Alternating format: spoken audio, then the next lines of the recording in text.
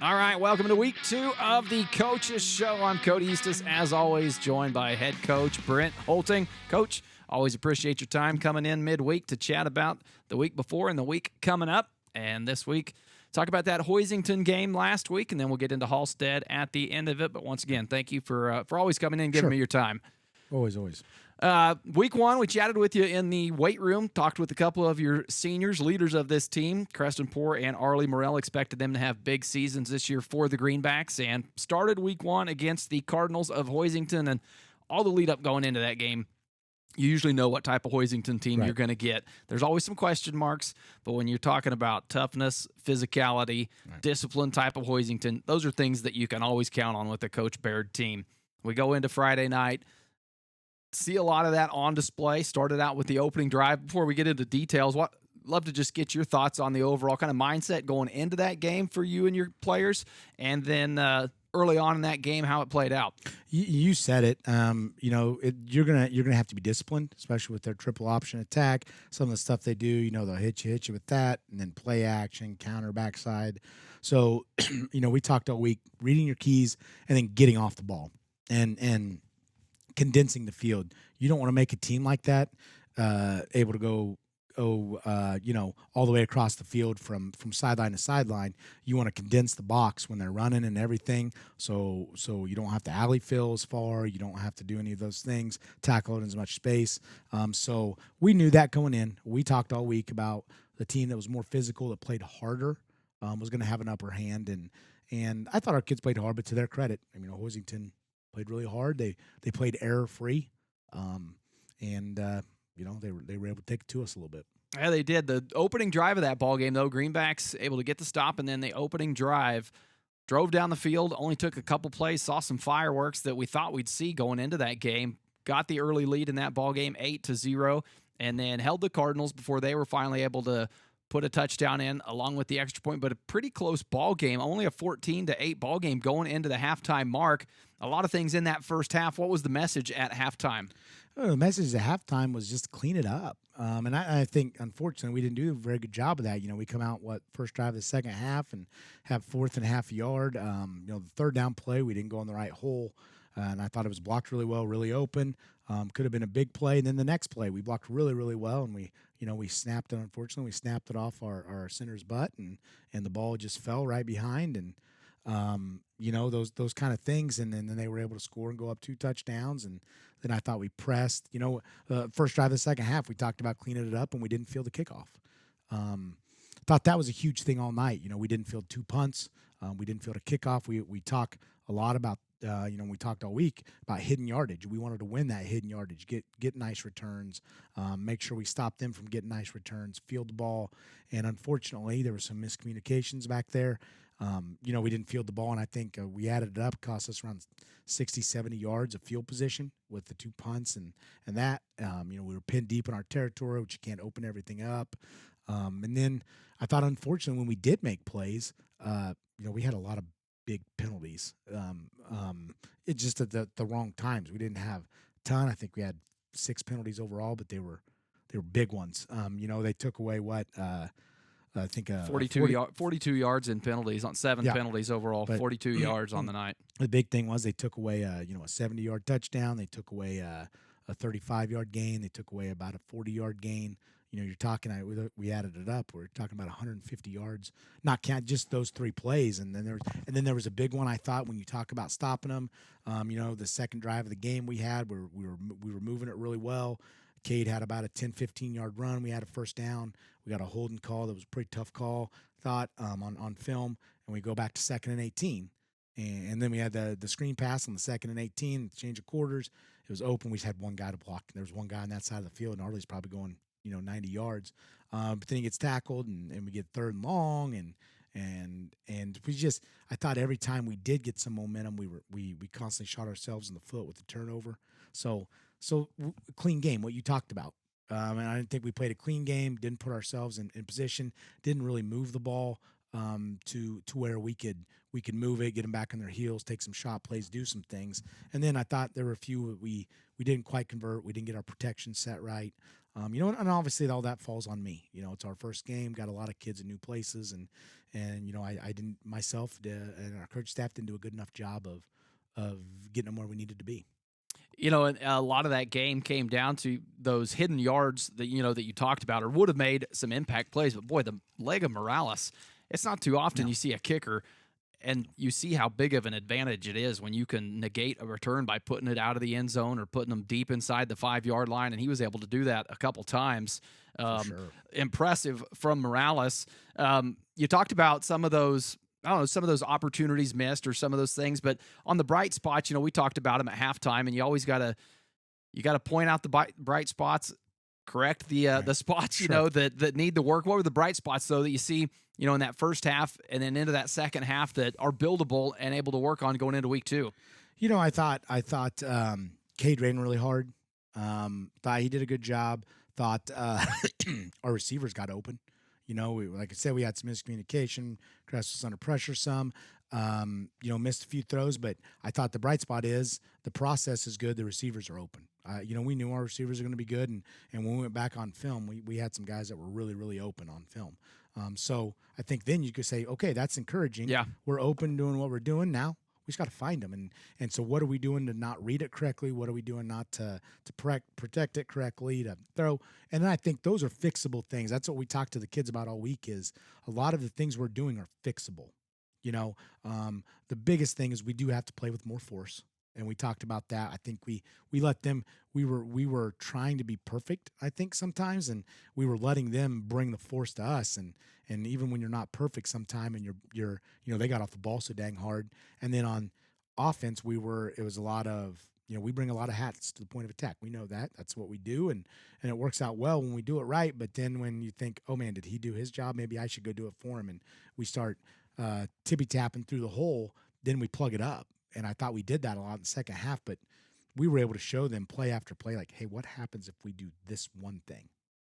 And we were so close to so many big plays and so many great plays, both offensively and defensively, that the good news is if we clean it up, then we can be a really good football team. And that's got to be a little bit comforting coming off of a game like that, knowing that you're not just throwing your hands in the air saying, boy, I don't know what happened, Right. versus, okay, we can see what happened. Give us a week of practice to work with these kids, dial in some things, and get it cleaned up. I'm going to jump around a little bit here, just talking about practice and things like that. I didn't talk with you in the preseason show there down in the weight room with the kids, but some new coaches on the staff that like to shine a spotlight on this year versus last year. If you could run through the coaching staff that helps get these kids prepared, and who's new on the staff for you this year. Yeah, very blessed. That great coaching staff, great people, and great coaches.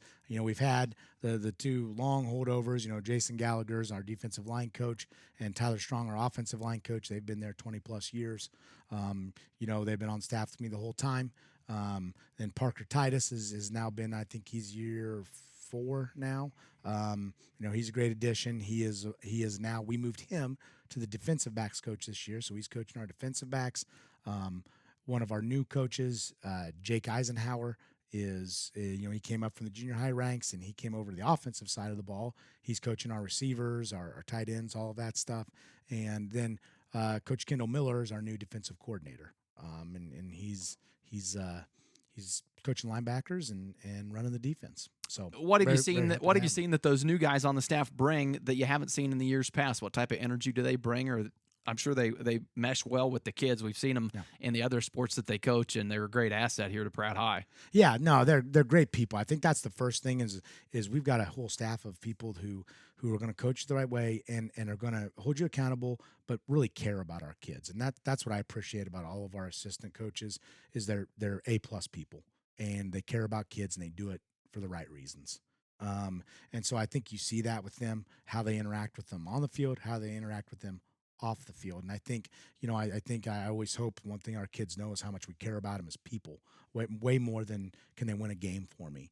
We want to make them great husbands some days, great fathers, really successful in life. And football is a vehicle to teach a lot of those hard lessons sometimes. And it's not always easy. So, but it's a lot easier because we have a great coaching staff that pours into kids. That's something that Pratt seems to has always had great coaching staff, not only in the football program, but other sports as well. If you've got kids going to Pratt High, fortunate in that regard. Back to the game here, go through some stats before we get to some of the awards that were handed out Friday night. If you handed them out, we were a little hesitant in the booth to try to figure out who you might pick. I think you probably know that answer.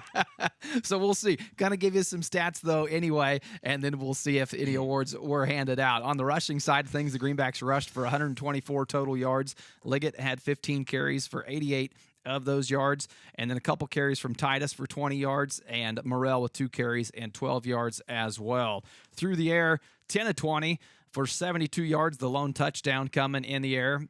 Creston, 6 of 15 for 63 yards, and then Liggett, 4 for 5, 9 yards, and he threw the touchdown pass to Arlie Morrell. On the receiving end, Morrell did lead in catches. He finished with 6 receptions, 24 yards, and that touchdown. And then Liggett with a couple catches for 5 yards. DeMuth had one for 34, the long one of the night, and Roop with 1 catch and 7 yards. An impressive stat, too, on the defensive side. Kyler Barker, 14 tackles on the night to lead the Greenbacks. So some good numbers there. I know you'd like to see them be better, translate into more points, but how did those stats translate into the awards that you typically hand out? Well, I mean, we talk to the kids. They know if we don't score more than 10 points or give up over 30, we're probably I didn't know there was that stipulation. We're probably not given it's not an award-worthy night, right? Like we're not rewarding participation trophies. I like that. I can respect that. So we talked about that, and then our special teams. I told them, I said, guys, I looked at them. I said, do you really think we deserve that? No. And then they know. Like, that's one thing I appreciate. The one we did give out, and man, I want to give him a shout out. It's unfortunate that he came to us a little late and couldn't play varsity this year, or he would be a kid in our rotation. But scout team player, and it's been week after week. Wyatt King moved here from, its semester last year, a little bit before, I think, from Cunningham. And we saw him in the JV game and kept asking, who is that kid? Yeah, and that's him. His motor doesn't stop. He's been a great asset to our program, works really, really hard every day in practice, gives us a great look because his motor just doesn't shut off. I'm really excited to see what he does the rest of this year in JV, and then really excited to get him up to varsity next year because he plays really, really hard. And we told our kids, like, we talk about it all the time, man, he's tough play after play to beat, isn't he? Because he never stops. And that's the kind of attitude you want. That's the kind of effort you want out of your kids. And so did want to give him. And we've had our scout team's been really good lately. A lot of them have done a good job, but I mean, he's really stood out with his effort and attitude and how he approaches things every day. Really proud of him. All right, now on to Halstead. First time in 4 seasons that you've started the year off 0-1. Got to get the boys ready now for week 2. And Halstead, that's been a physical opponent as well in the past couple years. They come to home, the Greenbacks, for their home opener Friday night here at Zerger Field. Always nice to get under the Zerger Field lights. Always. Yeah. What's the mindset then, shifting from that game last week, getting the boys set and ready for week 2? It's funny. It's one of those things we always tell them because we're going to watch film all weekend. We're gonna go over it Monday.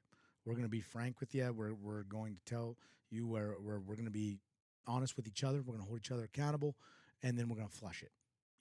But learn from it. We can't flush that part, but all the bad feelings, all that, we have to move on. And it's kind of a different week this week because we are playing. I mean, they run the flex bone. They're going to run the same style of defense. Like, they play really hard. They're going to come downhill and hit you in the mouth. So we're flushing, but then again, we got to take those lessons because we're playing a team that's very similar in many ways to Hoisington. They don't have the size, but they're probably a little quicker up front. But they're going to play really, really hard. Their backs run really, really hard. Quarterback throws a really nice ball. Throws a really good catchable ball. Made a couple really nice throws down the field the other night. And honestly, that was a 27-7 game with them in Heston, but they should have. It was closer than that. I watched it. Way closer. They should have been up 14-0 early in the game. They missed a wide open kid on one of those plays. The coach, oh my gosh, on a 3rd and goal, and then they missed a short field goal, and they were up 7-0, and they were kind of the same in ways that we were. That the penalties just kept killing them when they would move the ball. So they're a well-coached team. Coach Ray said does a good job. And his dad's their DC, and he's been a head coach, been around forever. They're going to play hard. They're going to play physical. They're going to be in the right spot. So it's going to be incumbent on us to play even harder That's what we've been on all week in practice. The kids tell you I've been pretty animated about our effort level has got to exceed that of everybody that we play, and we got to get off the ball like our hair's on fire. So that's been a big focus for us. Hope that's something that we see, that you guys can notice. A noticeable difference on Friday night is we're going to come out and play with our hair on fire. We love playing at Zerger. You know that. There's nowhere like it in the state. And so I think our kids are excited to be home. All right, Coach. We're excited to see them, and should be a fun week, too, here at Zerger Field. We'll see you Friday night, Coach. As Sounds always, great. appreciate your time. Thank you.